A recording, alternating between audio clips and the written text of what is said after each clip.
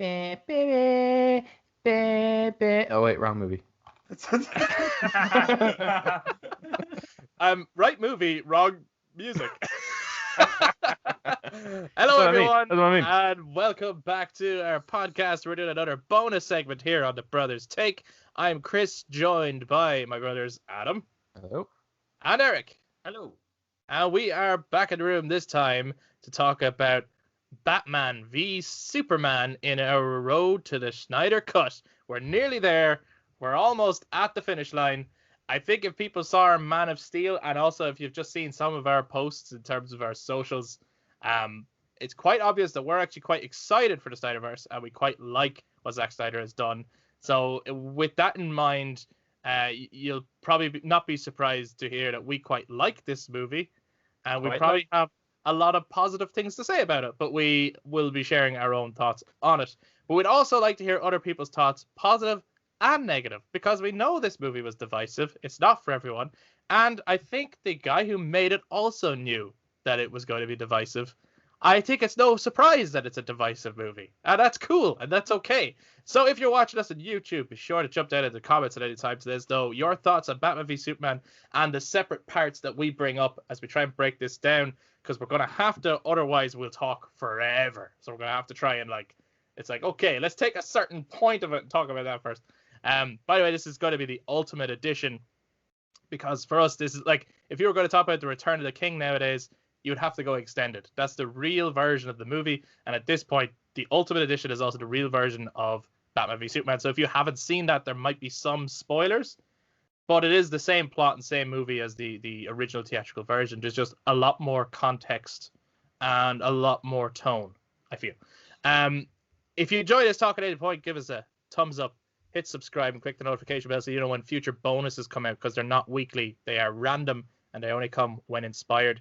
You can also touch base with us on our socials, Facebook, Instagram, and Twitter at The Brothers Take, and let us know your thoughts on Batman v Superman. But let's get all this preamble out of the way, and let's talk Dawn of Justice.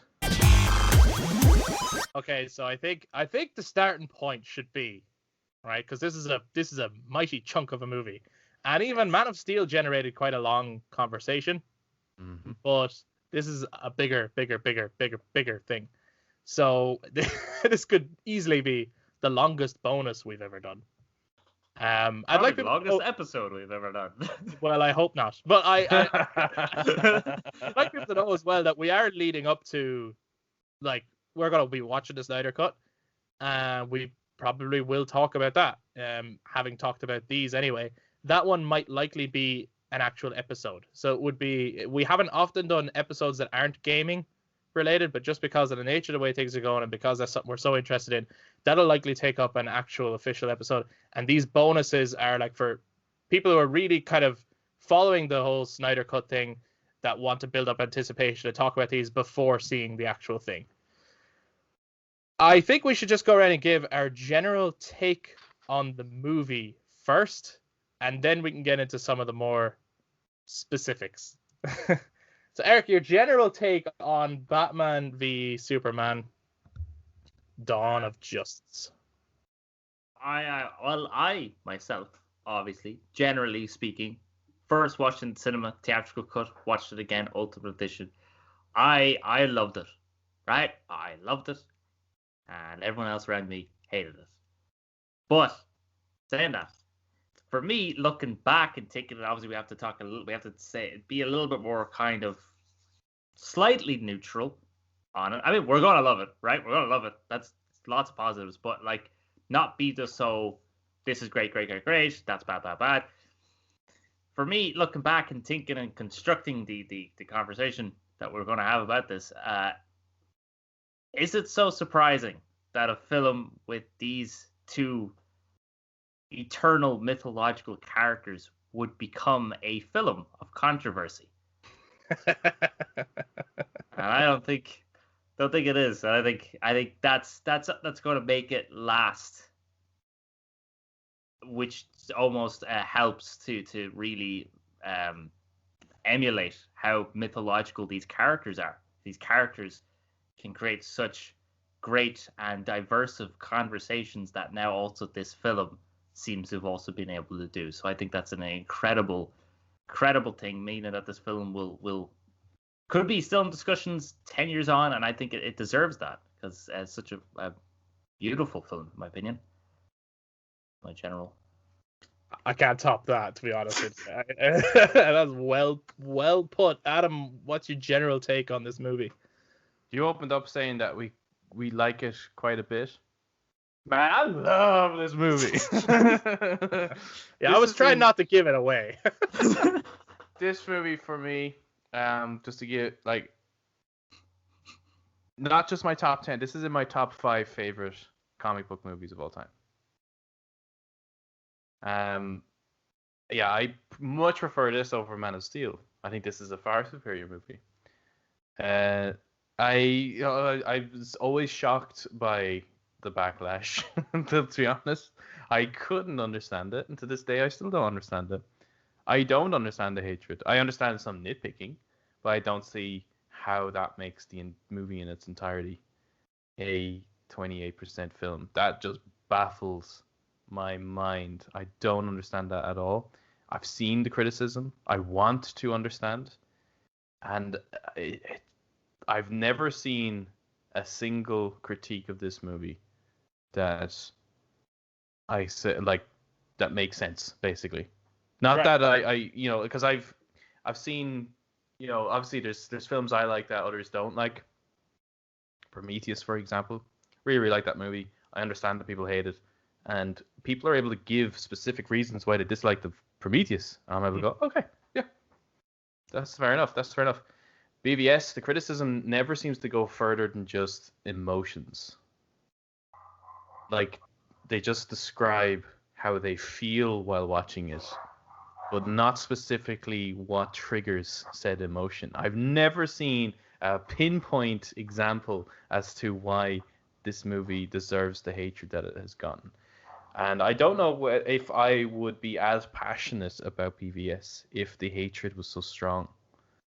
I may have been a bit more. My love for the film might be a little bit more passive for it. Maybe like Man of Steel, for example. I mean, it's not rated the best film ever, but it's not rated the worst film ever either. It's just kind of like, okay, it exists, and I'm like, okay, I'm glad that you acknowledge it exists, and that's as far as the conversation goes. We'll leave it at that. But because there's so much hatred for it, that may have sparked my. It's like a rebellious love, is it? It's like, no, fuck yous. It could be. I felt that too, to be honest. Yeah, I very much empathize with you. Yeah, it's weird, but I genuinely think Eric's right. I think this will be talked about. I think this film will inspire the next filmmakers, and that's going to really hate people. That, like, people who hated this movie are really going to hate that fact, but I think it is. I think this film will inspire next generation filmmakers, more so than some of the other films that came out by WB within that genre. Mm-hmm. And I think it is absolutely the Blade Runner of our generation. Wow. Yeah. Like, Blade Runner, hated. Everyone hated it when it came out. Absolutely hated it. The theatrical version, that is. And then there was... Well, now there's the Ultimate Cut. Well, what's it called? Yeah, it is called the Ultimate Cut or something like that. Or the Final Cut. Blade Runner, the Final Cut. That's considered the definitive version. It only came out in the 90s, I think. Many years later. It could even be later than the 90s. It could have been 2000s when that came out. But that's the one that everyone loves. That's the one that's being studied in college and film studies. And it's the one that went on to inspire... Like, imagine Cyberpunk without Blade Runner. Like, just the genre in general. Course, yeah. I say what you want about the movie, but it is a huge inspiration for future filmmakers, and I think BVS is that. Yeah. I'm my first time... You are the Riddler from any... I am the Riddler. Riddle me this. What did I think of the movie? So I have never been more hyped for a movie in my life than BVS. I went to watch it in London, right? We were going over to London anyway. That's weird. I watched it in England. Hey! And we watched it. We watched it on a big IMAX screen. and the crowd there, it was weird because it was the premiere night. Well, not the premiere, but it was the kind of opening night to the public. And they came in and said, "Okay, everyone, just a couple of announcements before we start the movie." And then it said a couple of like the safety stuff, and then just said, "But anyway, this is BVS. We hope you enjoy the movie." And the crowd went, "What?" Instead of clapping shit. I was like, I've never seen this kind of excitement in a cinema screen. This is weird. And then I loved so much of the movie. I'm talking about my first watch now, right? Mm-hmm. But I came out conflicted. Really? Did on my first watch. I really did. I came out really conflicted. I remember who I was with, and they were like, so what did you think? And I was like, I mean, I really like this thing, but then I didn't like that thing at all. And then what was with the fight? They hyped up the fight, and the fight was the worst part of the movie, right? So I had all this. It was like, I tell you what it was. Zack Snyder was making a movie, and Warner Brothers were advertising a different movie, and we all kind of thought we were getting the movie that Warner Brothers were advertising, which was Batman vs Superman, and that's not the fucking movie at all. And then when you go and watch the movie knowing what it really is, so on my second watch of the movie, I loved it. Because now I was able to let's get rid of what I'm hoping to see. And let me get rid of like what I think it's going to be, which is, I bet you what's going to happen is, Batman Superman, the first time Batman's going to like study Superman, and he's going to lose the first fight, but he's going to come back and win the second fight. Yeah. I thought it was really just going to be a Batman versus Superman movie. And all the trailers and all the hype was like, who's going to win? Fight night, get ready, red versus blue. And that's not the movie, really. It's really not. The movie is much more complex, much more beautiful, and much darker than that very simple idea of Batman fighting Superman. And the conflict within it is actually a conflict of ideology more than a physical fight. Mm-hmm. And on my second watch of the movie, I loved it. And then I went to watch it at the cinema a third time. I think was that with me? I loved it. I think so. And then the Ultimate Edition I loved even more, which is the version we're talking about. So yes, I haven't done all the rankings. It's definitely in my top 10 superhero comic book movies. It probably would make it into my top 5. So like when I talk about that being conflicted the first time, I don't want anyone to make assumptions as like, oh, you just jumped on the train with your brothers because we're listening to you talk here. It's more like the first time I played Final Fantasy VII Remake, and everyone has heard me talk about how much I love that game. But yes, when I first played it, my first thought was, I don't know how I feel about this. I was conflicted. It was like, I like so much that they're doing, but I didn't get what I thought I was getting. And it's that thing of like you're fighting your own kind of preconceptions of what you're going in for. And I had a very similar experience with this movie, which is I thought I was getting one thing, I didn't really get that thing, but I really liked what I got. And then it's like, okay, now let me just take it on its own merits and let me just watch it, the movie that's actually being presented to me. And I love this movie. I think it's great. So now let's break it down into that. Now that people kind of know where we stand with this movie and what our kind of general take is on it, we've obviously given our take on Zack Snyder's Superman and Man of Steel. And a lot of that continues into this movie, and I'm sure as we talk, we'll be bringing up more of that stuff. But let's talk about Batman. What's your take on Batman? Fucking loved him. I actually, because I know, Chris, you had a huge problem with him for quite a while. Yeah, Batman. Well, no, hold on. Well, you had a problem with a certain aspect of Batman. Hold up a minute. Yes, I was conflicted on a certain aspect of Batman. Which I actually had no problem with. Yeah. Based on the fact knowing that he was based on the Dark Knight Returns Batman. Yes. And in the Dark Knight Returns graphic novel, the thing that you disliked, and a lot of people gave out about this. I did hear this a lot. A lot of people gave out about it, and then I'd come along and be like, well, it's from the graphic novels, and they'd be like, yeah, but I watched the Dark Knight trilogy, so I know more than you. And it's like, well, hold on a second now. And also, it's also in the Tim Burton. Like, if you go back and watch the Tim Burton Batman, he like in the Batman Returns, he turns his car around and burns a guy with his exhaust. In this film, Batman does kill. And I actually had no problem with it, knowing that it was based on a particular version of Batman.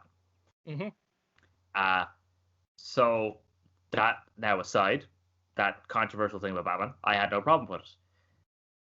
And then I love this suit, because I hated Christian Bale's Batman suit. You hate that table too. You hate that table too, let me tell you. Sorry. All right. So I hated Christian Bale's Batsuit. That real slim one. I didn't like it. I love that his voice is electronic. It makes so much sense. That was Kevin Smith's idea, I think. Right, and they did it on Arrow, the TV show Arrow, and it just makes so much sense. It's like you've got someone who's genuinely recognizable, and if you're not going to do, like, as if you do the Christian Bale thing, it's you're just doing the same thing, right? That's his take on Batman. You got to come up with another way of doing it. So having a kind of robotically controlled demodulator, like, that's especially the amount of technology he has, it does make sense. And also, you don't strain your voice as much. How many nights is, Christian Bale's Bruce Wayne going out going blah, blah, blah. Right. So it does make way more sense that he does that, and it's so cool. And then seeing the bat lair and the idea, and then I was watching special features last night, right? And the when they were talking about his armor and everything that they obviously they built the whole thing, right? And everything apart from in his lab, we see the lab in the film. Alfred's there building the suit, and Bruce goes up to his computer. Apart from his chair, nothing there is touching the ground. It's all hovering, connected by wires up to the roof. So it's like hanging, sort of, I suppose, like a bat hanging behind. But it also means that he can move it around and stuff and make the table bigger if he needs to build shit. And I just think even that attention to detail and like the armory, I fucking love this Batman, right? Because we've seen just through even Ben Affleck's performance, he's been through some shit, and through the dialogue that they wrote for this character, even having the Robin suit with haha jokes on you, like, you know what I mean, as great fan service for us who know that that's a particular Robin. But for the wider audience, they know that, okay, something's happened to Robin. They obviously don't know every single Robin that's ever existed, but they know something's happened to Robin. And then him talking when he says how many good guys have left, how many stayed that way, reference to, I suppose, for everybody. I was going to say Harvey Dent, Two-Face. Yeah, as well, in that moment, I was thinking Red Hood. Oh, yeah, I was thinking of all of them, but for even just a wider audience who might not know Red Hood, but they definitely know Two-Face. Mm-hmm. You know what I mean? So he's written so well. His relationship with Alfred is great as well. He's also talking about himself. Yeah. And also when you're talking about like he kills, that's so not Batman. At the start of the film, Alfred drops the newspaper in front of him and goes, "New rules? Oh, we're criminals, Alfred. We've always been criminals." So he is setting you up that this is not the same Batman. I think he's really well portrayed and really well written and well designed in this. They built a working Batmobile, high-performance Batmobile. Now, the amount of shit in that's actually real in that car chase alone, is fucking savage. Anyway, so I think I like him. I like him. What's your take on Zack Snyder's Batman? Affleck. Who are you asking? Sorry. Adam. Well, I've asked Eric, and I'm not asking myself. Well, you could ask yourself. I'll follow up, Yeah, I absolutely... Same. This is my favorite portrayal of on-screen Batman, and not that I didn't like the Christian Bale one. I actually just watched Dark Knight Rises, which is also in my top 5 favorite comic book movies of all time. I really love that film. Well, no, it's just hard those to beat two. Batman though, isn't it? It's just those two. But yeah, in that it's a little comical watching him trying to do the voice, and he does look very scrawny and things like that. I would have loved to have seen the mech suit style come out in order to fight Bane or something like that. I would have loved to have seen a physical change in that Batman. As much as I love the movie on a spiritual level, the film, spiritually, Batman goes on a journey and change. But I think that also it would have benefited the movie if he had made that change in a physical sense as well. Way. Yeah, just represent that somehow, remove the cape or something. And so this to me is how that Batman at that point should have ended up looking. The no kill rule. Is they're all gonna get me on this no kill rule thing? Well, the reason The no-kill rule is a fantastic kind of plot device to set up your Batman and his rules and how he would go about certain things, and a great excuse to keep your villains alive for future stuff, right? Because it's almost like, these people almost deserve, or some of them deserve death. They're so vile and brutal. Yeah. And it's like, to what extent, Batman not killing them, does that make him a better person, or does it make it like, well, actually, if I kill this person, a lot of Batman's villains represent a part of him. Is he killing those parts of him in doing so? Does he need them alive in order to fulfill his weird therapy session that he's going through as the Bat? So I love that kind of take on it, and for that, I love the no-kill rule. But it is a take. It is a take. Batman, Bob Kane's Batman, killed. It was only... I don't know about that one. No, he did. He did kill. Bob Kane's Batman? Yeah, he had guns. That doesn't mean he killed. No, but he did. He took out villains and stuff like that. And it was the the American Comics Association. Yeah. That stamp thing that came around. Yeah. Thank God. Thank God for that. that's when they decided that comic books were tainting the minds of the youth. Yep. And that many of the characters needed to be rewritten. So that one of those rules was Batman can't have a gun. So that kind of ended up dictating some of that story. However, I think the writing and the writers explored it in clever ways. Job with that writing.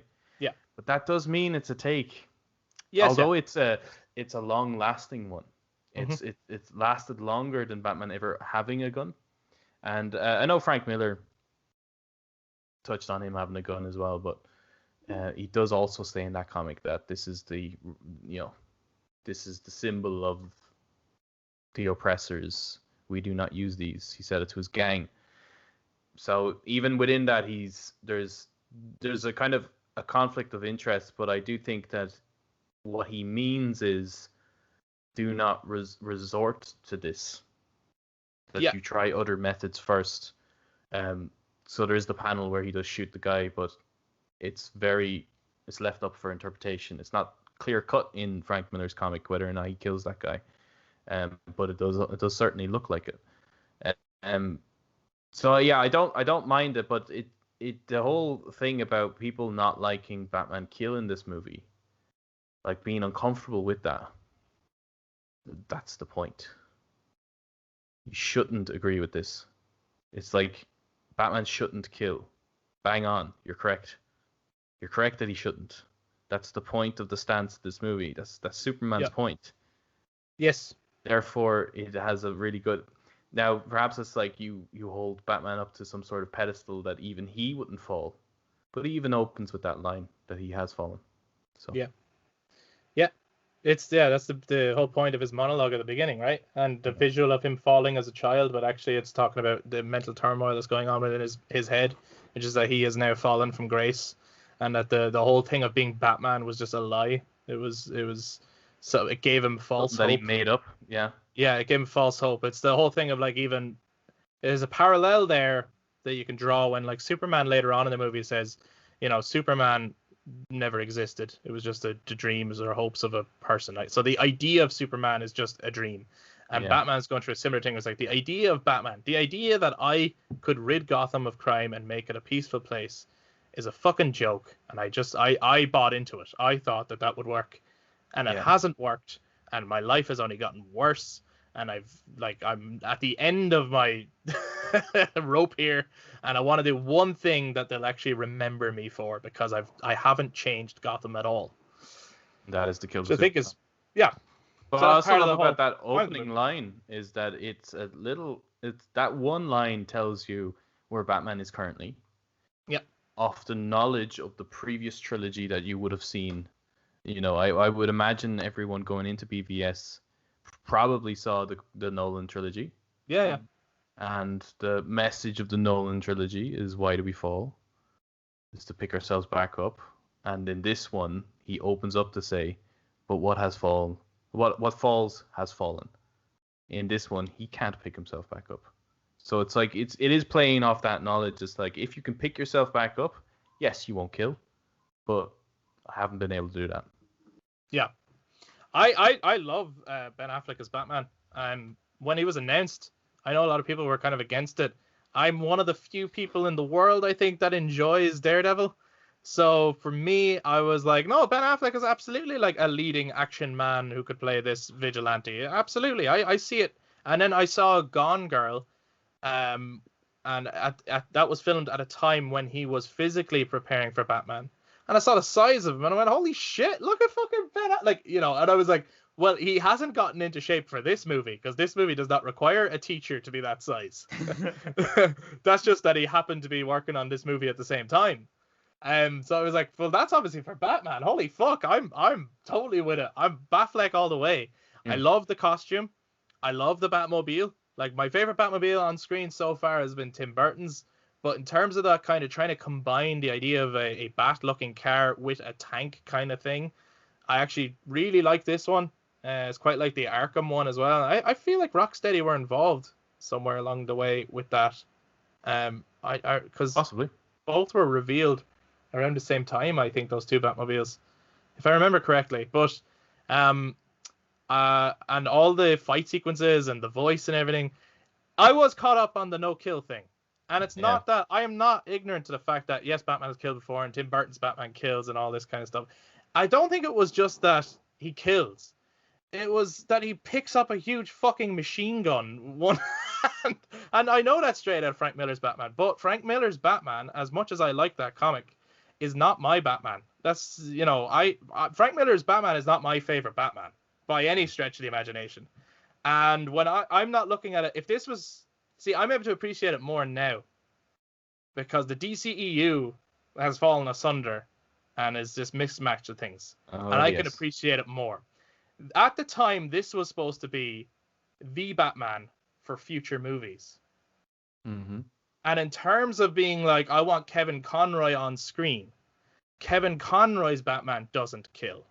No. I want that Batman in the DCEU. So that's where my hesitance towards the whole, it's like, oh, the definitive Batman of and this will come up again when we're talking Lex Luthor, but the definitive Batman of the DCEU is Frank Miller's Batman.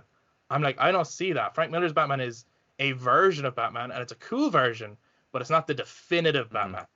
And now that this is like its own thing, it's its own Snyderverse, I'm able to appreciate it a lot more. The other thing is, when you watch the Ultimate Edition, there's a lot more scenes and a lot more context of when Clark is actually investigating Batman. Yeah. And it gives way more context to why Superman would go and tell him, you need to stop doing what you're doing. And then you're like, okay, this is actually hugely necessary for the plot. Batman needs to be really, really incredibly dark and needs to be doing things that Superman does not agree with. If Batman in this movie was operating on totally the no-kill basis and he's the best version of Batman that we are aware of, why would Superman go after him? So in terms of the story that they're telling, it is necessary that Batman kills. But yes, on my first watch, when thinking about a wider universe, I was caught up on the kill thing because I was like, I mean, cool. I like death and violence as much as anyone who likes a great action sequence in a warehouse where Batman picks up a knife and sticks it straight into someone's chest. But why is this guy not gone into Arkham Asylum and just leveled everyone? Like, why is Joker alive in this universe? I have to ask questions like that. That's not my biggest issue when it comes to the killing part. Because actually, I think the bit you're talking about, he sticks in the guy's shoulder. Oh, but he doesn't pin him again. But he does like grab a freaking crate, right? And it fucks it at someone's face. Now in the theatrical, the guy knocks his head. In the Ultimate Edition, you see his blood splatters on the wall, like, or he kicks another guy, and the other guy drops his grenade, and like they both blow up. That's it's the bit when he's like, there's all these people with miniguns, and he just openly like blows the shit out of them, or like like they're in the car, and he just goes, I'll just like shoot the wheels and blow up the whole thing.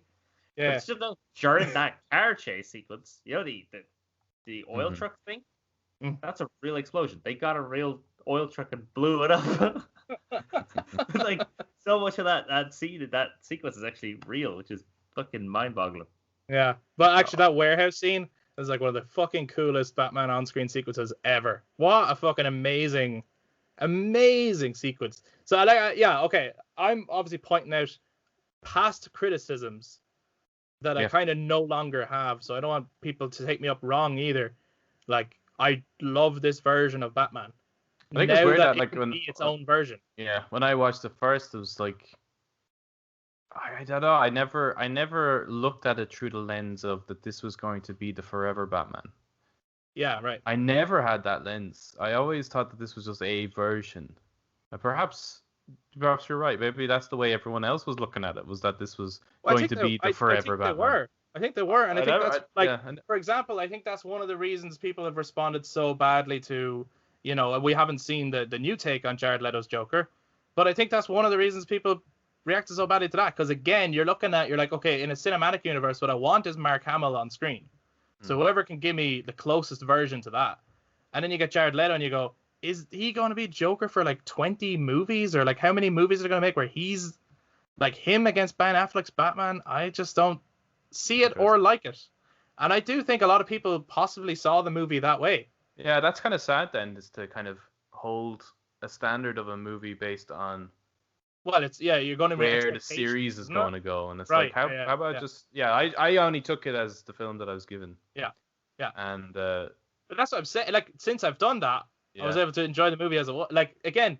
That's on me. Like my first time going to see the movie and coming out conflicted was because I went in with expectations of what I wanted the movie to be. Yeah. Okay. You know, and you know that happens. People do that. I do blame the advertising as well. I do think this movie was false advertised to fuck. Yeah, but we actually, when it comes to a lot of these films on I don't really want to say sides, but even so, yes, this film was falsely advertised. I think Suicide Squad was pretty badly advertised as well. Yeah. But there's a lot of films even in the MCU that people seem to just blindside and not look at that were actually massively falsely advertised. Yeah, so Civil War was not. Yeah, I had the same feeling that Chris had with Civil War. Right. I came out of that with a different movie that I wanted, essentially. Yeah. Maybe look at it now and go, yeah, it's good. It's good. It's really good. But when I went to see it, it wasn't the movie I was hoping to see.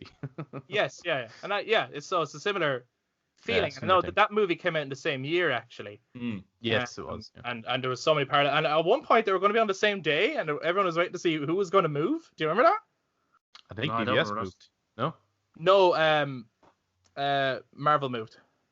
Oh, right, okay. Marvel moved. I know BVS was delayed by a year. Originally, yeah. And then the MCU movie got announced, and it was the same date. Yeah. At first, and everyone was like, whoa, holy shit, really? But, okay, so, yes, we all like Batman, and we're going to get more into, like, the kind of the story of it and all. There's another character that Zack Snyder introduced in this movie, and there's a bunch, but there's one, and it was her first time on the big screen. We gotta talk about Wonder Woman. Right. So I think with the controversy, with the dividing opinions, some people loving it, some people hating it. Right. Gal Gadot's Wonder Woman is exactly what Wonder Woman is. The unifying factor. Jesus, Eric. Sorry. Just as I did it, I remembered to go, let's not do that. You're gonna tie your hands up, man. It's like, I'm just so passionate. I am. We put the time at BVS here. But yeah, I think she was the thing that everyone loved. They got her right. Her mystery and her elegance and her brilliance of it. And then on top of that, when she comes into the film and the music kicks in, and she brought the laser beam, like Doomsday's lasers, with the bracers and everything, and then knocking them and using them, she was like, that's Wonder Woman. So even if you have like issues with Henry Cavill not really smiling and not being very positively hopeful, or you have an issue with Ben Affleck's Batman like killing and stuff, like that's Wonder Woman. that is how Wonder Woman goes on. That's how like this fierce, badass warrior who keeps fighting. No matter how many times she got knocked down, she got back up because that's one of Wonder Woman's greatest strengths is her determination to keep going until she slays this beast. Yeah, there's a slight moment in that fight where there's a little smirk on her face. Yeah, I love that. Yeah, I love that smirk.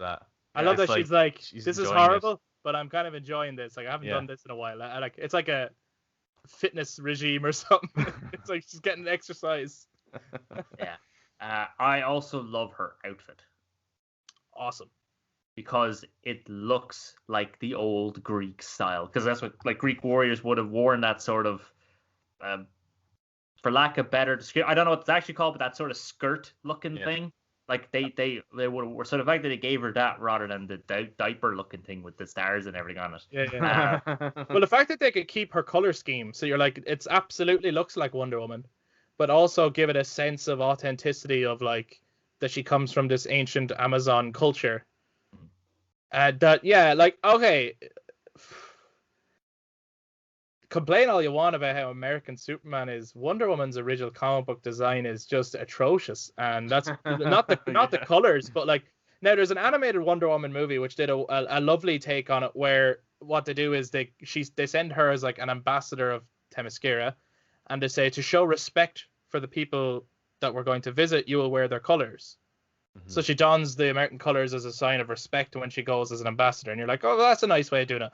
But otherwise, there's really no reason for her to have American stars on her. Like, you know, it's just. Well, I think isn't this version like? I mean, a lot of later versions are pretty close to this, like the way. They've done away with like the. Yeah, like in Gods Among Us, the game, like, she's a little close looking to that. Yeah. No, there's been for a long run now in the comics. It's been more armor. Well, I mean, like.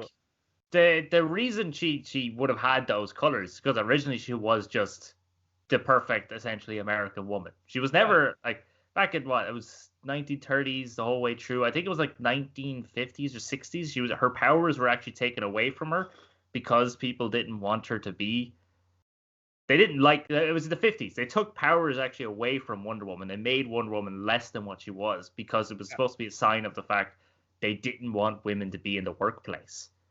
Because obviously that's what Wonder Woman resembled. Yeah, and then I think it's in the 90s her whole outfit changed as like this really rebellious. Oh yeah. So again, when I was watching special features, they did. There's a long history to Wonder Woman. Yeah. Yeah. So I think even her being an Amazonian, while it is the most famous and badass version of her, is quite relatively recent. I don't think so. I think like the 80s or something. Yeah, but I think the guy who originally came up with her, that was always his story for her origin story. I think so. That the god, like, she's had Greek villains for a long. That's not like Ares didn't come along in the 90s. Oh, okay. Neither did Cersei. No, her Greek roots have been there for a long time. Even to a point where like her original origin is kind of cheesy. You know, they pick up a bit of clay sand or something, is it? Yeah. clay, and they form it into like a baby, and then pray for it, and then lightning hits it from Zeus, cheesy? and then. But that is metal. a Greek myth, though, isn't it? I mean, that's how some Greek heroines are made that way. Were they not? I don't know. I mean, Athena, the goddess of wisdom and heroes, was born from Zeus's brain. Like she just kind of sprouted out of his head. Like Aphrodite. Was there not a character that was made of clay and? There might have been. I don't know. I don't know all of them, but like the female goddesses of Greek, a lot of them have very weird origins. One of Aphrodite's origins is a bit not suitable for children anyway. Where she spawns from, like. Adam, what's your take on Wonder Woman before we find out where anyone spawned from? Oh, there we go. Sorry, 1 second. Prometheus shaped man out of mud, and Athena breathed life into his clay figure. Go on, Prometheus. He gets an mention in the movie, actually. Yes. He does. That's another thing I really liked, and you can just see her. Everyone else is laughing, but you can see her just kind of like you know, in the context of just the scene, it's like she's not impressed with him, but in the greater context of she would know how the story actually went. Yeah. You know, I really like that about it. Yeah, I think this is the best on-screen version of Wonder Woman, even more so than her standalone films. I would prefer to see a Zack Snyder Wonder Woman film. I think he knows how to handle this character I think really well. even when I first saw it, I think Wonder Woman steals the show, which is a lot She does, yeah. Like the like interaction it's with that her no, and it's Bruce. just that moment as well. It's Okay. just that's the big hype moment. That's the moment where you're Yeah. like I love all the deep philosophical stuff in it, and we'll probably get into some of that. I really do. I love all that stuff. But in terms of making it go, oh shit, let's go, it's that moment. It's when Wonder Woman drops down, and then and then the music kicks off, and you're Yeah, like, yeah. how come Wonder Woman got the most badass soundtrack of anyone? And you're like, I came to watch Batman and Superman, and I left going, wow, Wonder Woman is so fucking cool. Mm. I loved her. I thought she was so cool. Like, everything helped it. The costume, I thought Gal was really good in it. I thought the writing for her was good. You know, she was subtle throughout the movie, but you know, when you watch it, knowing it's Wonder Woman as well, you get where she's coming from a lot of the way through it. Like even her line about, you know, like I like the interaction between her and Bruce at that Yeah, the museum. gala thing where Bruce Yeah. is treating her like, and you know, again, the movie's aware that you know the characters that Batman has dealt with. So he's Yeah. treating her like he might treat Talia or Catwoman. It's like, I know you're one of them femme fatales, right? Yeah. And then she's literally going, like, men are all the same. Like, you know, I didn't take the thing that you were trying to steal, first of all. Yeah. And then she gave it back to him, and it's already in his car. She already knew who he was. She already knows who Lex. Like, she just. I just thought she came across really, really strongly. That's my favorite scene with her, actually, is because when they're walking, like Bruce thinks he has like the upper hand. It's like, oh yeah, like I know exactly.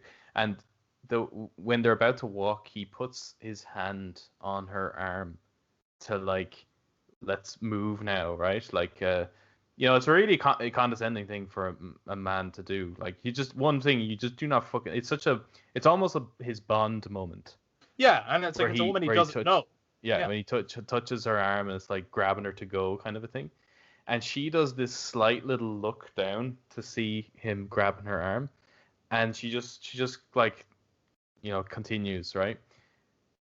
And it's such a beautiful moment because you can see in her face, it's like, man, I could fucking break you right now, you know? But like, Yeah, I could break she's you in like, two. but realizing like, okay, whatever. I'll just amuse him.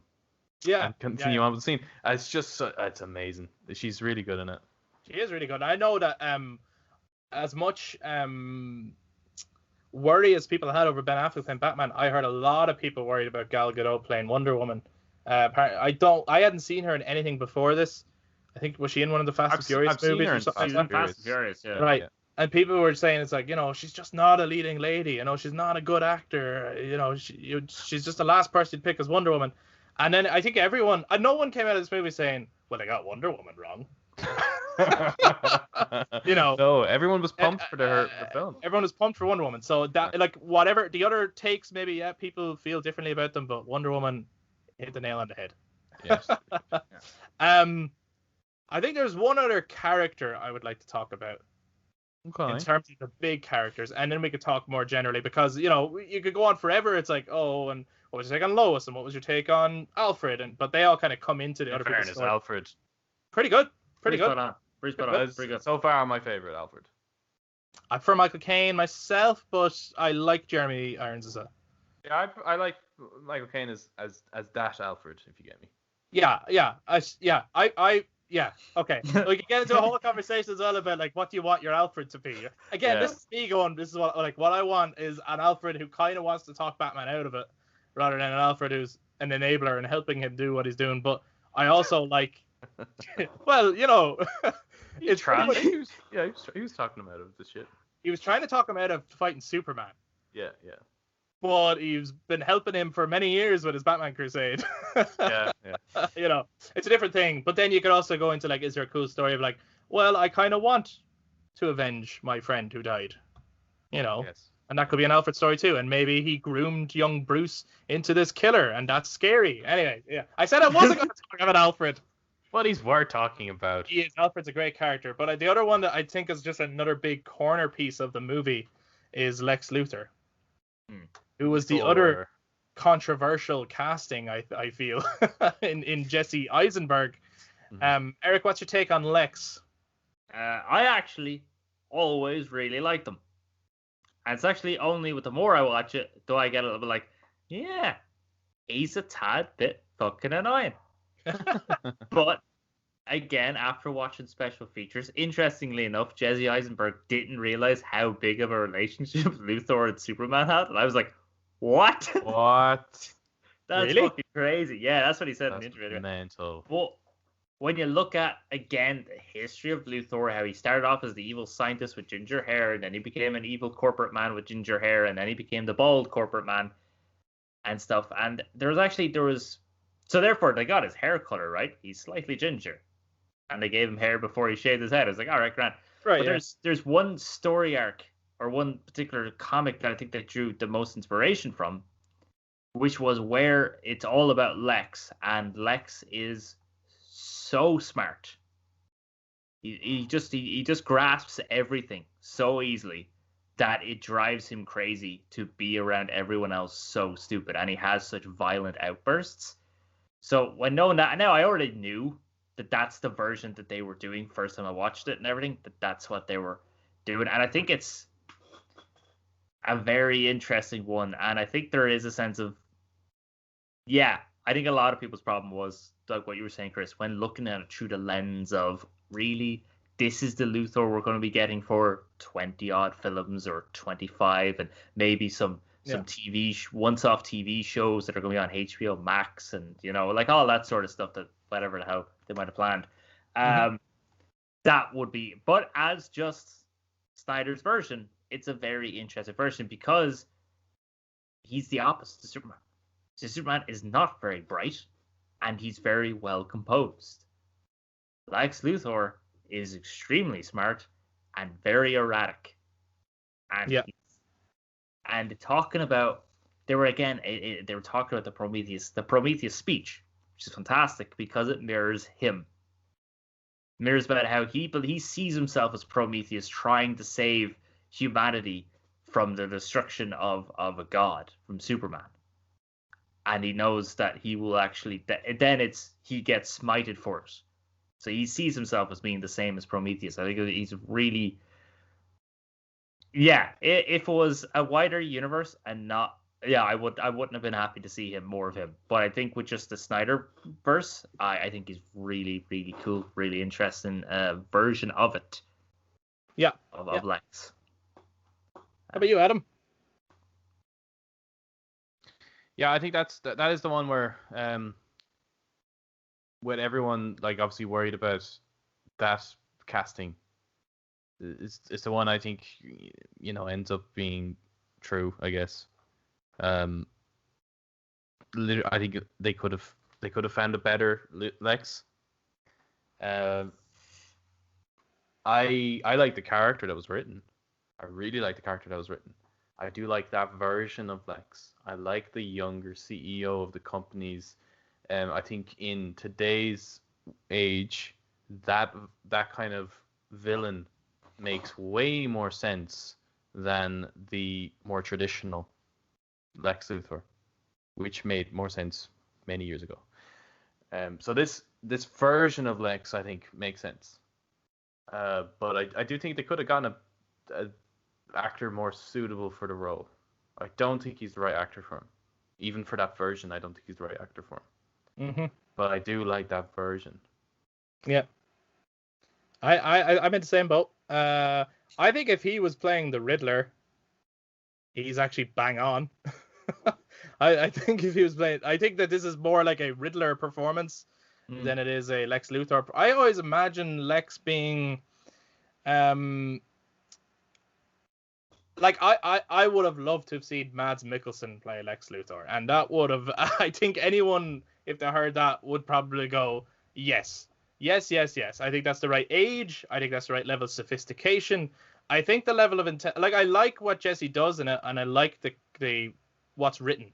I like the themes that are explored, and I like all that. I love this notion that really he just hates God, and Superman is the physical embodiment of that idea of God in this world, and he just wants to prove in this elaborately designed scenario That it's like, okay, if I can get a man to kill God, and I'll get like the world's most skilled man, which is Batman, I'll like manipulate those scenarios. If I can get a man to kill God, then that'll prove that God is not all powerful.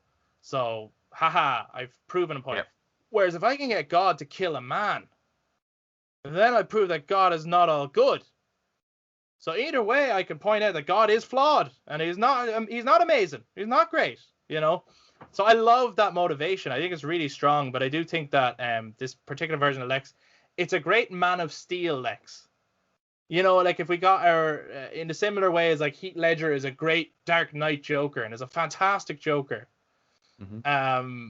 But yeah, again, I unfortunately was looking at this movie the first time through the lens of, so this is our Lex, this is the DC Lex, not just a Lex, this is the DC Lex. Mm-hmm. And I was like, I never would have cast Jesse Eisenberg as Lex Luthor. But I think that's a fair criticism in that regard. Because unlike Ben Affleck, who did a great job, even with a version of Batman you might not agree with, right, I don't think Lex did a good job with that version of Lex. No, I think Jesse did do a good version. I think he did a good job at the version that was written. Okay. I think because he rambles. No, he does, but I would never have written a Lex that rambles. I would have written. I don't mind the speaking.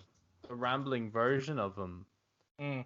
I don't know. There's just something about that. I just, you know, I when we see actors playing characters, I don't want to see the actor anymore. I want to see the character. There's very few moments in that movie where I don't see Jesse.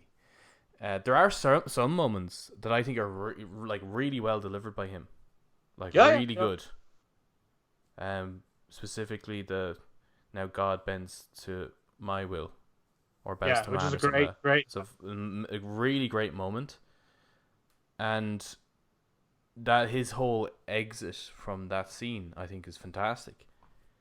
But there are other scenes then as well where I just don't think where he's supposed to demand screen presence. I'm kind of like, I really wish we could see what the other guys are doing right now. I don't want to really sit here and listen to you right now.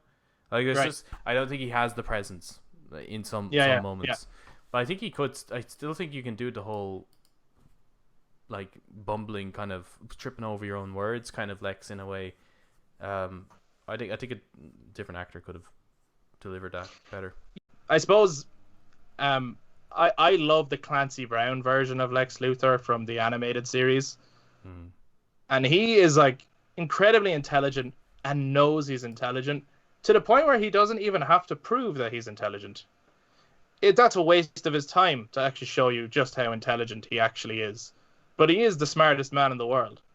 Versus the Riddler, who needs you to know how clever he is and needs to explain just how clever he is. I need to tell you how amazing my brain is, right? And that's why I think there's sort of a... Like, I think if we got a Riddler in this movie as well, he would be very similar. Yeah. They would be very similar characters. Which is probably a good thing that there isn't a Riddler in this movie. Because you get it all with Lex anyway. So, I really like the character that's written. I think it's a good villain. And I like the motivation is the thing I like the most about it. I think there's such a cool motivation and a great carry on from some of the stuff that was brought up in Man of Steel. Yeah, because I mean, there's no real like why does Luthor hate Superman? Yeah, I think it's always been a god complex. I think it's, or quite often for a lot of years, and in recent years, it is that just Lex Luthor has a problem with God. I don't really know the history of the comics of Superman, but I assume that Superman was always supposed to represent the people, like written during the Great Depression, or at least, you know, during that era. Right. And I imagine the enemy of the people was the businessman, the owner, the CEO, the guy who ran your money into the ground. Yeah, well, Lex was traditionally represented the mastermind villain and corporate greed. Yeah. So I imagine that's why he was written to be the villain. I think he became a CEO in like the 50s. Yeah, his original. He was originally a mad scientist. Just a mad scientist. Yeah. Okay. More of like a Bond villain kind of a thing. Yeah. Interesting. Even though I know, okay, Bond came after, but just if just talking about those kind of maniacal kind of villains, where it's just like, cartoony and just crazy, and just like, I'm inventing this robot for world domination, and it's not a tangible thing that you're like, anyone, no one person ever goes, my actual goal is world domination, even though that might result in what they're actually doing. Yeah. I No do one think would though ever that sit down and go, like I actually think that the age of this Lex makes things interesting, because when his motivation for hating Superman is, one of the things is that he has daddy issues, it would seem, where he was beaten as a child. He makes that pretty clear. It's like, well, why didn't anyone intervene and save me? Yeah. Why did I have to go through all that abuse and torture? So that would mean that Superman probably, well, not around, but he can expect, in his mind, there probably was a Superman or a metahuman of some sort that could have intervened. Well, that's the thing, isn't it? Because he has the metahuman thesis, and he's been exploring and studying these metahumans. So he knows that for the longest time, there's been people with abilities like this out there. Yeah. And he even has video clips, and I know people give out about all that, and it's a bit strange that someone at LexCorp decided to design icons for them, but someone in the graphics department was bored one day. But he has clips and footage of them, some of them just trying to hide, but like that clip of the Flash, for example, and it's only one video, there's probably loads. The Flash uses his abilities to save someone in a shop, right? So Lex has been studying these beings that have been saving people, and wondering probably, why did no one ever save me? Yeah. Why did I have to suffer abuse? And nobody ever came to kind of rescue me. So there's a problem with these super beings then. They don't save everyone. Yeah, he hates their fucking he hates their existence now. Like, because it says that Superman, your sin is existence. Just by being alive. That's the problem with you. It's cool, and it is, and it's an evil that's realistic. It's an evil that we saw throughout history. It's an evil that exists today in people. It's like sometimes you don't need I suppose we like villains where you can kind of empathize, get their point, I guess. Sometimes you don't need to actually. Sometimes they're fucking crazy. Or there's just something straight up like unreasonable about their hatred. There is no reason other than just they're angry and they need to take it out on someone. And in this case, it's the metahuman. It's really common nowadays, for considering there is a rise in atheism, of this idea of, for a lot of atheists though, it is just that. It's like, well, if God exists, how come there is so much awfulness in the world? Like, so a lot of people use that to go, right, well then there definitely isn't any God. Yeah, I reject God because there's problems in the world. So I reject the very notion. Yeah. Yeah. So, I like him, and then I also don't like him. He is a figure of controversy. Yeah, right. He is, and there's a lot of stuff in this movie that's a figure of controversy. And speaking of controversy, the next thing I want to talk about is not a character per se, but a scene. And because of the time that we're at, I feel like we need to get to this scene and we need to talk about it. And I need to give you enough time to say how you feel about it. And that is the Martha scene, which everyone seems to bring up as, I don't even think it's the most important scene in the movie. But anyway, I don't even think it's the worst scene in the movie. No, I think there are other scenes that are actually worse, and then there's other scenes that are way better. So it's not like the pinnacle of the movie, but people always bring up this Martha sequence. So how do you feel about it?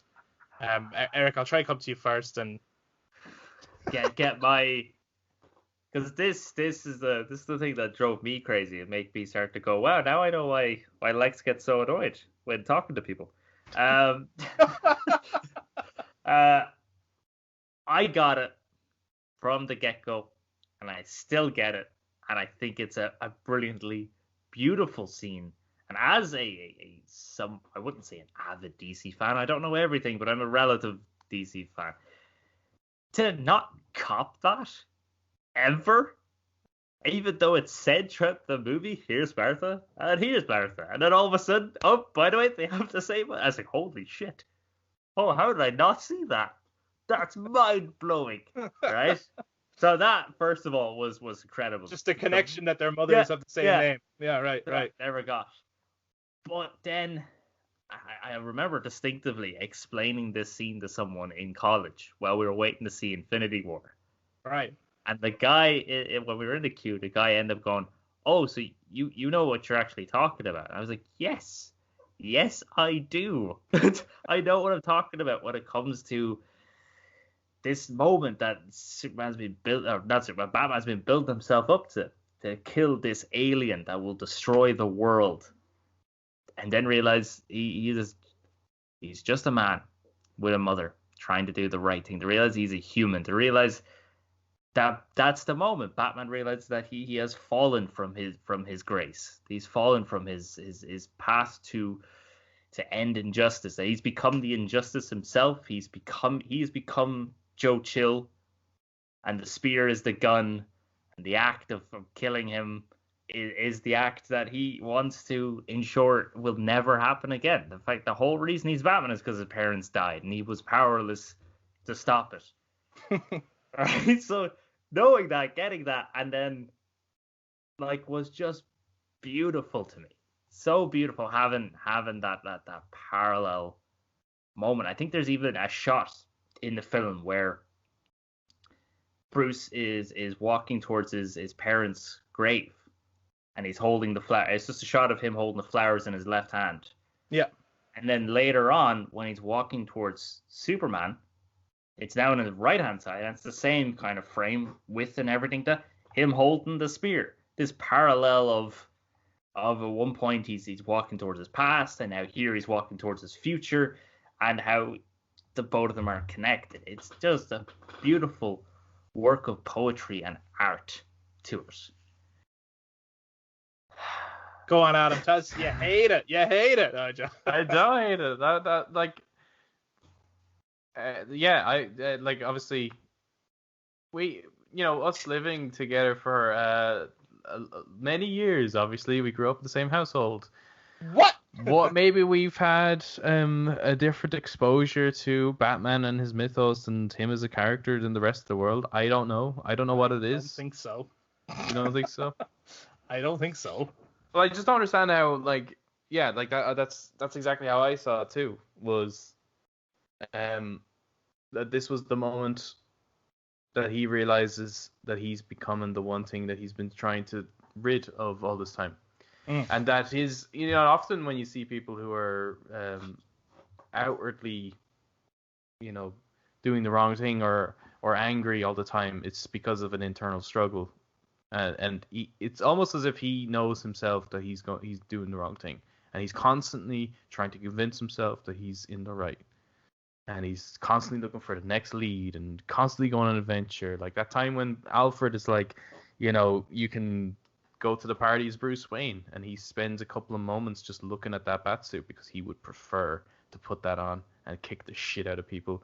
He wants that. He wants to make people fucking fear him, and he gets a kick out of this. Right. And that's the moment where he realizes that actually, he's gone he's gone a little far. He's taken this a little far. Is that callback sequence to his parents dying. And I remember hearing many criticisms saying, "Oh, here we go, opening up with another Death of the Wayne sequence. Why do we need to see this again?" Well, you need to see it again because it is the actual turning point in the movie. This is the plot part. This is the bit. Plus, it's one of the most beautiful openings I've ever fucking seen ever. It's probably the best. It's my favorite Death of the Waynes. Definitely. It's Even probably though my it's not, favorite opening to any comic book movie ever. Even though it's not that realistic that the gun happens to get in behind the pearls, but everyone knows the pearls breaking things. So seeing the recoil of the gun being the thing that breaks the pearls, that blew my mind. Seeing that with the. But that's from the comic, though. Yeah, I know. It's shot like a comic. It's shot like a comic. Yeah. Yeah. And that's why it's in there, because it's like, when he says you're killing Martha, it's not like, whoa, that's my mom's name that everyone seems to parody all the time.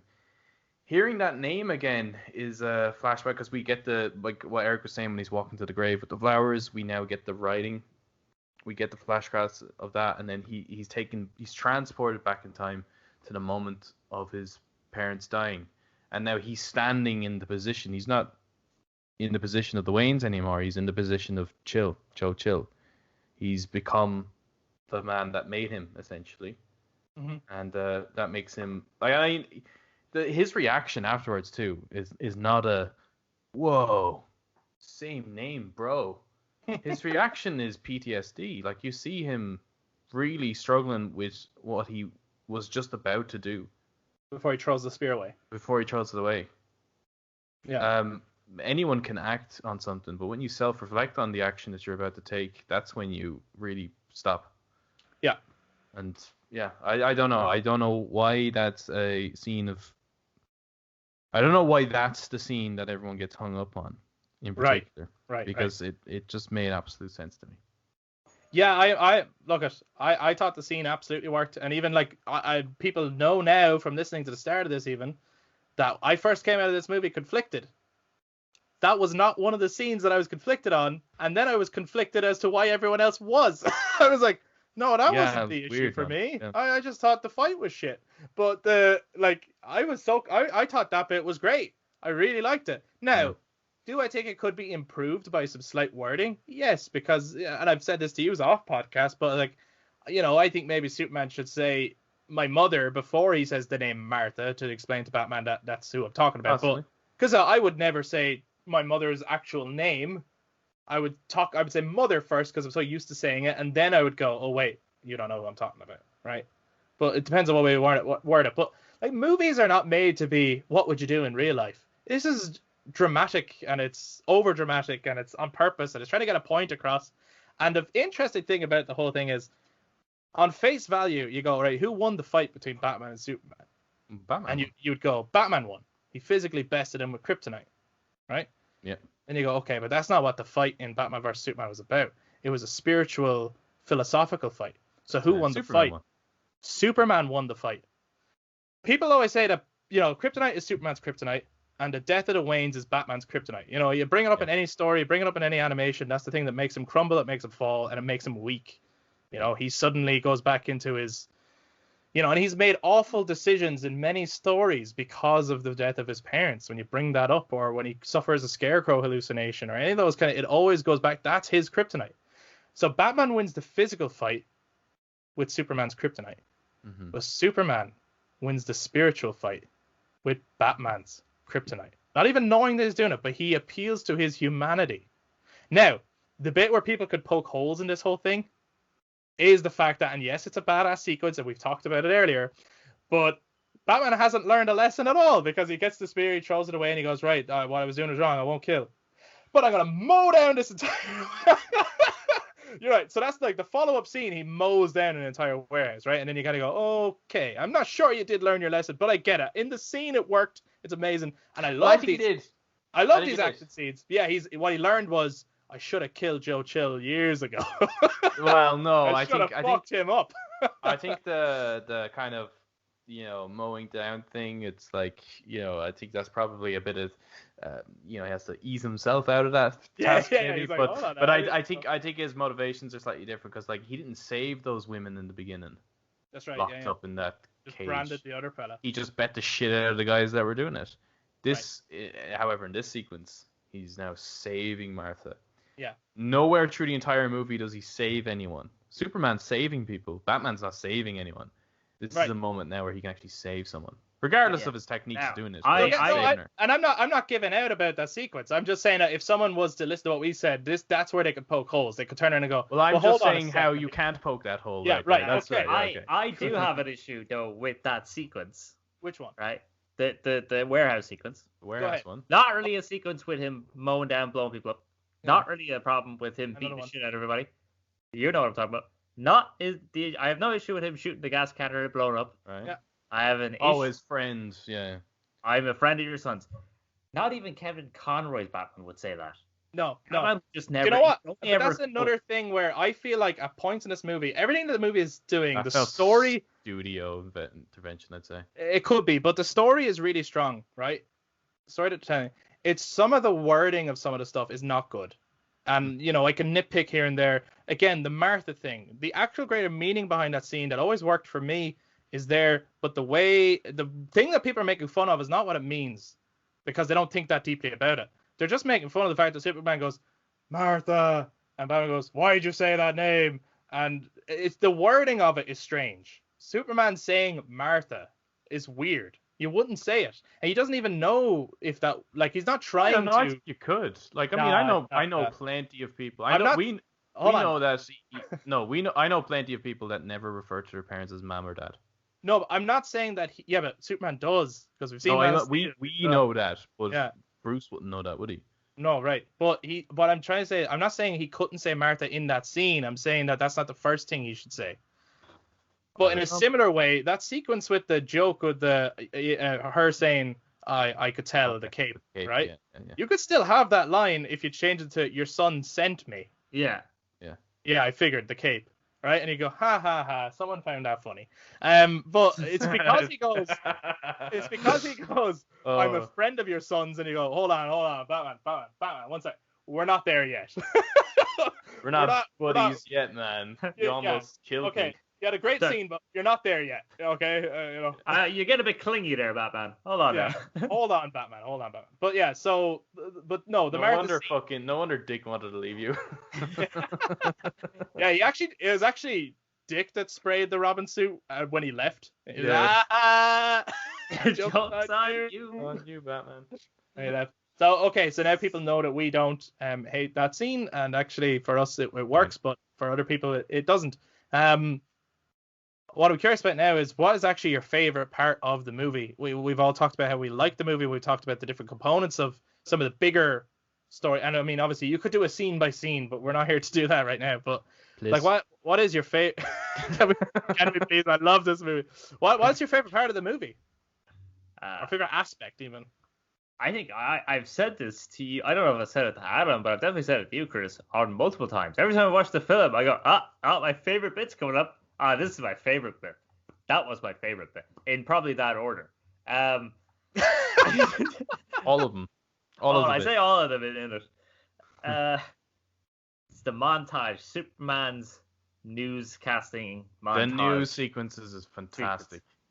So the good. news media is such an interesting character for this film. Yeah, because that is exactly how we would react to someone like that. Yes, they don't focus on all. There is loads of people in the world who actually love him, right? We see that when the montage sequence starts. He saves a woman in Mexico. They're all reaching out. They all love him. You have the bit with the house being flooded. They have the symbol calling out to him. There's loads of people who actually do respect him. That's not how our media works, though. Yeah, that doesn't make that. That's not what people want to hear. That doesn't sell. Yeah, you ever watch a news program? There's no positivity on that shit ever. They could fucking do it so positive. They're always so negative. So I always found the irony in, like, people complaining, like media complaining about that sequence. But yeah, and I think it's because it's like Black Mirror. It's like, this is what you do. Yeah. This whole film was torn down by the media as like it should be happy and nice and he should be smiling more and stuff, and it's like the irony of that is just beautiful. But and I think again, it's like fucking they have Neil deGrasse Tyson in it.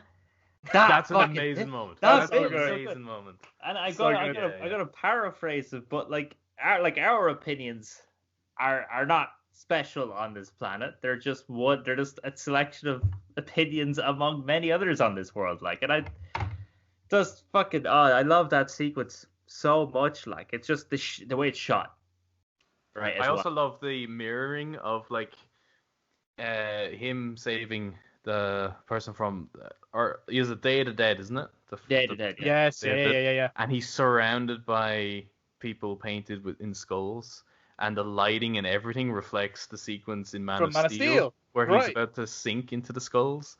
It's just the mirroring of it with Man of Steel is actually fantastic. The whole film.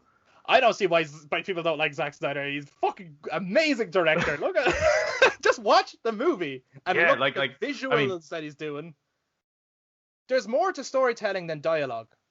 Oh, absolutely. Oh, the criticism of he's style over substance. Style is very important. Well, yeah, the style is the substance. Is the substance. Yeah, that's fucking bullshit. Who reads a comic book and goes, all the storytelling is just in the lettering? Yeah, I think people are bullshit. I think people are confusing substance with exposition. Right. Yeah. I mean, there's a lot of substance in his stuff. Like even when it comes to like I hit me microphone there now. The mirroring of the like from the beginning of the movie to the end of the movie. The film opens with a funeral. The film ends with a funeral. Both funerals being huge impacts on Batman's life. The gun sequence where the fucking bullet is hitting the ground, mirroring the end of the movie when they're firing the cannon in celebration, or at least in memorial to his death. Like it's like that shit's amazing. Yeah, that shit's amazing. I don't. The dropping of the pearls and then the dropping of the earth from your one's hand, Lois's hand and stuff. Like it's just like a perfect mirror, and it's a black mirror. It's awesome. It is fucking awesome. I'm with you. Awesome film. My favorite thing about the movie is also what Eric just talked about, was all the media stuff. So okay, again, yes, like the biggest hype sequence for me is Wonder Woman, or like the Batman warehouse sequence is just amazing. But in terms of like what makes this movie so special for me now, which is the thing, again, like going back to the beginning on a mirror, I said at the start, it's not the thing that was advertised. It's what the movie really is, right? So the thing that was advertised is not the most interesting thing about this movie at all. That's just a hey, kids want to see Batman Superman duke it out. That's not what the movie's about. The movie is actually a Superman story more than it is a Batman story. Batman has an arc through it, for sure, and it's all in response to Superman, but it's a Superman story. And those media bits are doing what Frank Miller did in The Dark Knight Returns, but instead of having the media talk about Batman, they're having the media talk about Superman. You know, when people talk about Dark Knight Returns, and the media plays such a huge, important role in that comic book, right? And it's probably the most interesting part about that comic book, and probably the reason it's so famous. Like, other than the cool iconography of the art and stuff, the way in which they have these opposing sides talking about Batman throughout that comic. And it's very clear in this movie that comic is a huge inspiration on the movie. You know, just look at Batman. But what Zack has done is gone, well, how would the media, if I took that media style of like storytelling, but I applied it to Superman instead, and I make Superman the figure of controversy, as Eric was talking about earlier on, instead of Batman, because Batman is a local tale, but Superman is a world story. Superman is a being that's around the world. Everyone has an opinion on this guy, whereas Batman, you know, is just in Gotham. He's just in Gotham. It's fucking fascinating. I think there is also kind of a meta thing, though. You could go into it in how the film was advertised, and even the title of the movie. That's such a media way to call the film. Like, realistically, the film is Dawn of Justice. That's Dawn of Justice is the real film. Yeah, it is Batman v Superman. The media portrays it as Batman versus Superman. Yes. Yeah, it's very interesting when Zack was first telling Warner Brothers about his plan to kill Superman, and they were like, I don't know why you do that. We're trying to set up this whole thing. And then Zack goes, but what if I call it Dawn of Justice? And they're like, oh, I see what you're doing. Actually, I like that. That's pretty good. But I love that Superman dies in this movie. I love that they tackle the death of Superman story, and that wakes it kind of, everyone is complaining about this guy who's always trying to do the right thing. He's actually not that controversial if you actually talk to the guy. Everyone hates a celebrity till they're dead. Right, it's that kind of thing. He does one last good thing, he dies, and then everyone misses him, and suddenly you see all these memorials to him, and you see, you know, and just before that, like not long before that, they had an effigy of Superman and they were burning it. And then suddenly, some of them outside the Capitol building as well have the S, like kind of shield, but in the inside of it, it's a swastika.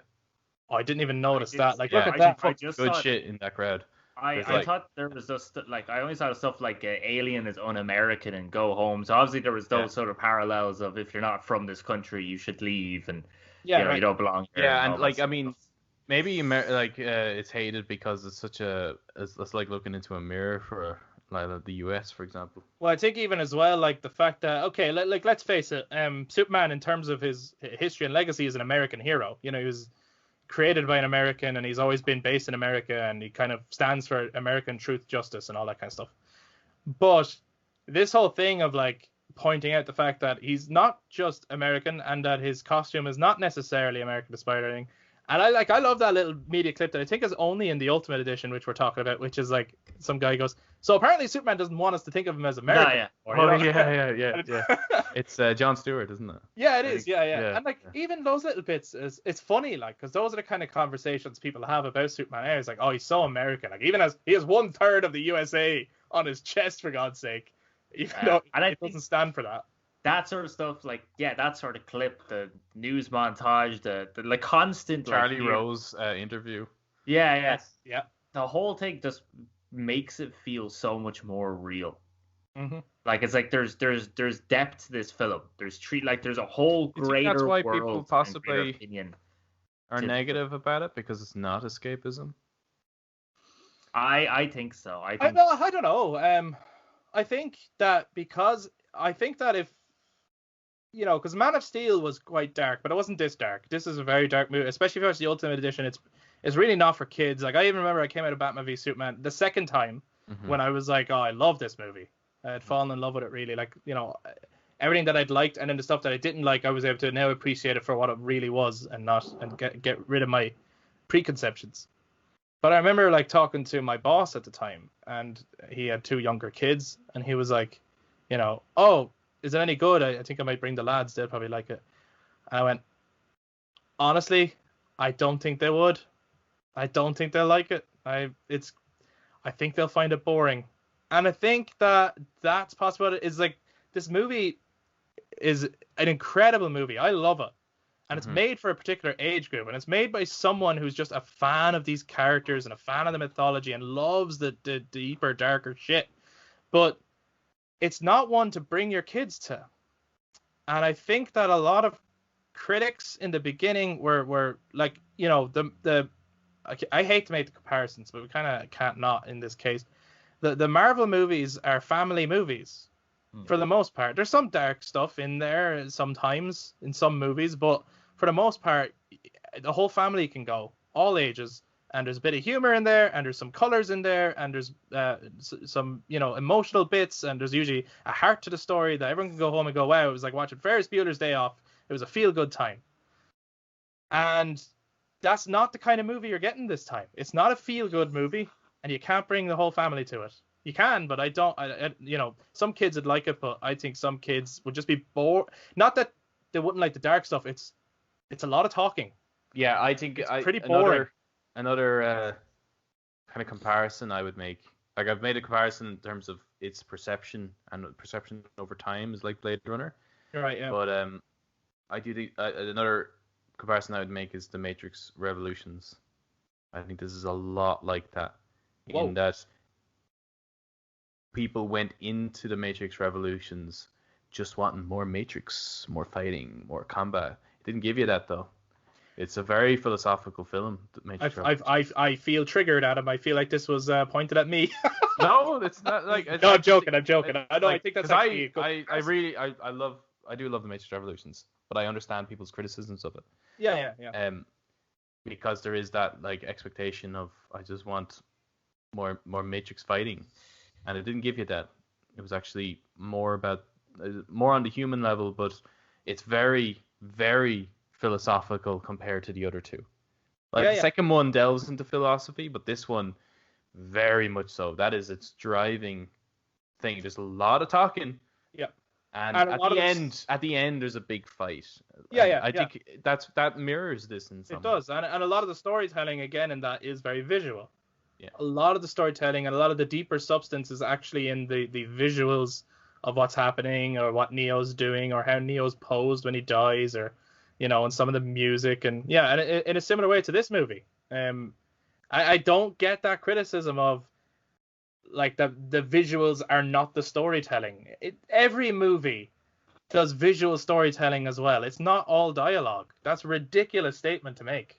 As well as the composition, which I think is the star of the show. Oh, like the color tone? Sorry, like musical composition. Oh, sorry, the music, incredible. Yeah. Because my favorite scene of the film is the opening. Very much so like the opening to... I love the opening to Man of Steel, but this, to me, is my favorite opening to any comic book movie. I think you should just watch opening the films, and then you'll love every film. Yeah, probably. Well, you know no, what's not so- really, because the other openings aren't as good as this. I think it's so It's cool though that just so he well done. opened Man of Steel with the destruction of Krypton, and he opens this movie with the death of the Waynes, and like those are like the big origin story moments. Like it just makes me wonder. Yeah.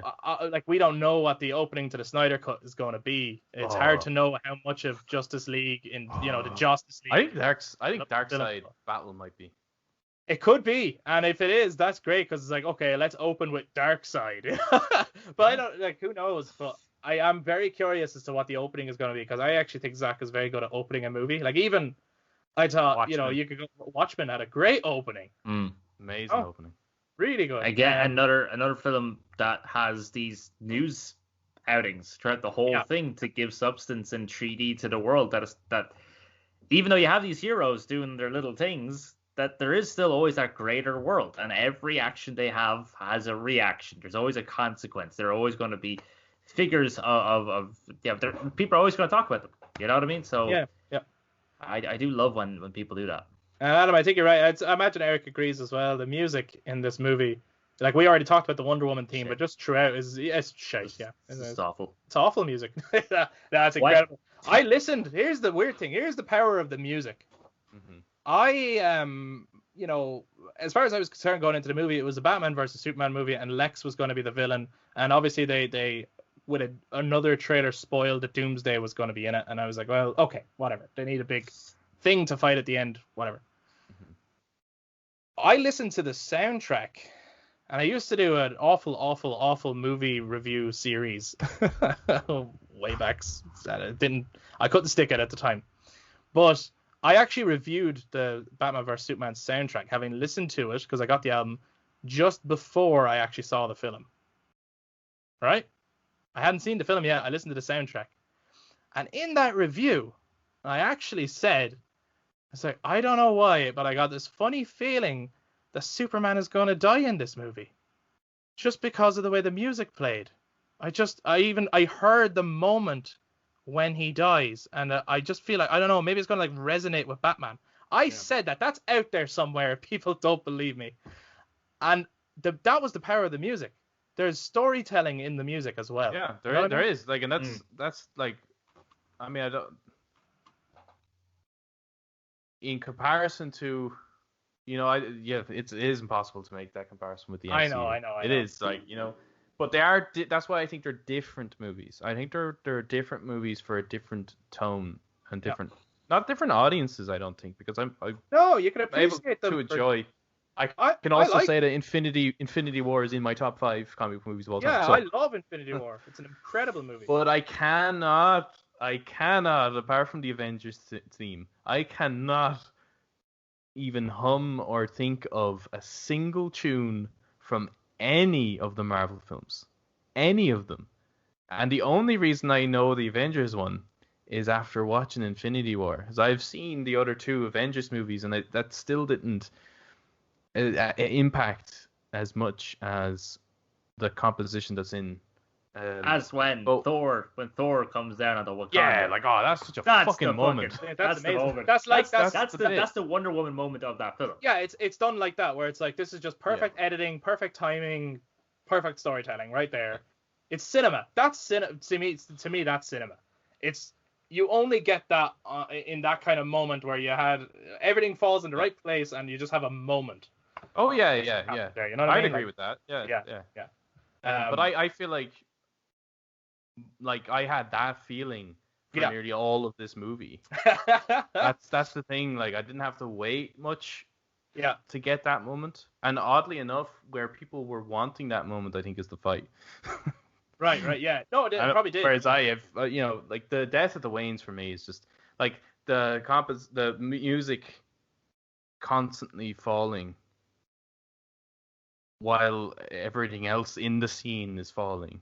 Whether it's the sparks from the train above, or the pearls from your one's neck, or the bullet falling from the gun, or Wayne in the mirroring the sequence falling down the shaft or whatever. Yeah. All indicating that moment when he said that what's fallen, or what falls is fallen. And it's that's why like that scene is so damn important when it comes to the Martha sequence, is because that's when that music comes back up. It's the music that indicates a fallen person, someone who's fallen from grace, a fallen angel, someone who would disguise himself in the guise of a demon, perhaps. Like that's that theme is the representation of a fallen hero. Yeah. So the music is storytelling. I could nearly watch that fucking film without dialogue, and I get it. You know what I mean? Yeah. No, absolutely, 100%. The music is storytelling.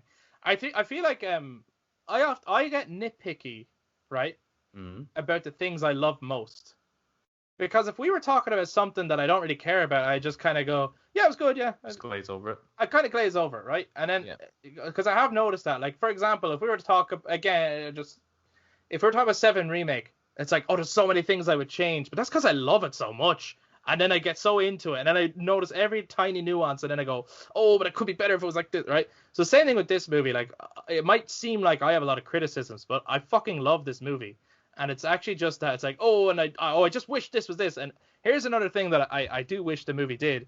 And that's, do you know the guy who dies in the beginning in the Wayne Enterprises building that Batman's Jack. I wish that was Lucius Fox. Yes. And the reason I wish it was Lucius Fox is because not only now, because yes, this film is aware that you've probably watched the Dark Knight trilogy.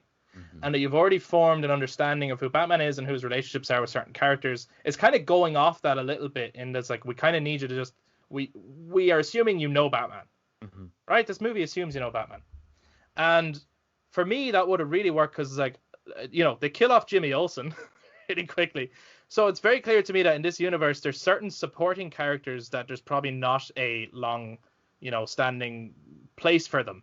Yeah. And he would have been a character that you could easily swap in for that role. You could kill. And I feel like, because I know a lot of people as well, one of their criticisms was that, which I didn't get, but that is one of their criticisms. They were like, I just didn't really get why Batman's motivation for wanting to kill Superman. And I was like, did you not see that start sequence like from the ground and how horrible that looks? And they're like, I just don't think there was enough. Whereas I feel like what people sometimes need, though, is a name to attach to it. So if you're like, okay, Superman killed Lucius. Sure. Even though there's like thousands of people. But if you have that, then it's like, okay, now I have an emotional crutch here. This is a dear friend of Bruce. It's a father figure to Bruce. And he was in that building in Metropolis and he died. It would elevate it just that little bit more. Again, like I said, I'm only nitpicky about the stuff I love. Because I love it. But those are our thoughts. Some of the things I like. Sorry, go on. There's some fucking amazing details throughout the whole film though as well, because there was like in the fight, for example, like the use of the different gadgets at points, I just think are fantastic. Like it's obvious, like Batman really isn't going to be able to go toe to toe with this chap. It's just not going to happen. So his use of gadgets throughout, whether it's the Sonic thing, he used that in the graphic novel, The Dark Knight Returns. Yeah. The use of the Gatling guns, and each one is just like, this isn't putting isn't doing anything to him. The use of the lead smoke grenade, or the use of the fucking Kryptonite bomb and stuff like that, like just everything, like such a good use of his equipment. That's a really fucking cool element in the Ultimate Edition, which we're obviously talking about, that you didn't get the theatrical cut, which, if you enjoyed the theatrical cut, which we all did, you will love the Ultimate Cut. It's even better. That little detail that the wheelchair for the bombing of the Capitol building was lined with lead so that Superman couldn't see into it. I would have liked maybe a scene somewhere where Lex, you maybe find a place where he had all his research notes and lots of stuff about Superman, and you understand that he has been studying these people, because it is just he just knows everything, and there's nothing really about that. But I found Lex's plan came across as less random in the Ultimate Edition, and in the theatrical cut felt like stuff just happened. Is it much different? It's not much different. It's just further explored, because you have that. You have like Lois investigating the bullet, and them really pointing out that yes, that was made by Lex, and yes, those guys were working for Lex. And you have Beast. And doing his yeah, stuff. that's so fucking cool, man. I mean, I love all those deep cut Batman villains. KG Beast is in this movie. That was fucking great. Anyway, and then yeah, and the lead wheelchair thing, and then you realize you're like, okay, so Lex has actually been planning this all along. They highlight that better.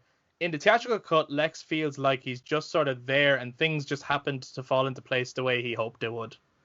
Whereas in the extended edition, I feel like you get a better look at the fact that no, he actually planned this out. He sent the little notes to Bruce, and he sends newspaper clippings to Clark, which you didn't get in the theatrical cut, that make him want to investigate Batman. You get the clips of him actually going over to investigate Batman, so it heightens the experience, I find. Not that it changes the movie. There's a line from a speech essentially off the African general or the rebel fighter that's not in the theatrical cut at all. And it's where he's talking about how nobody's neutral, which very much it plays throughout the whole film of how no one is neutral in the film.